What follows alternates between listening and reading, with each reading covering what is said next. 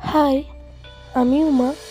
পানাগড়ে এই প্রথম বসেছিল বইমেলা, আমার যতদূর জানা আছে।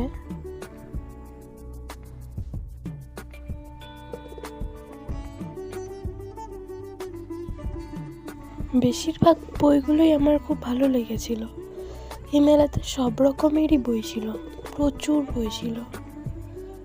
আমি বইমেলাতে গেছিলাম ক্লাস 9-এ, আবার আমি এখন গেলাম। তো আমার এখন গিয়ে এতই ভালো লেগেছে, তাই আমি 2 দিন গেছি। এটা প্রথম দিনের ভিডিও। আমি তাই ভেবেই রেখেছি আবার যদি কখনো বইমেলা বসে আমি আবার যাব, কারণ 9-এ তখন ছোট ছিলাম, অত বুঝতাম না, কিন্তু এখন বড় হয়ে ভালো করে বুঝতেও পারছি। অনেক ভালো লাগলো গিয়ে এইবারে। টাটা।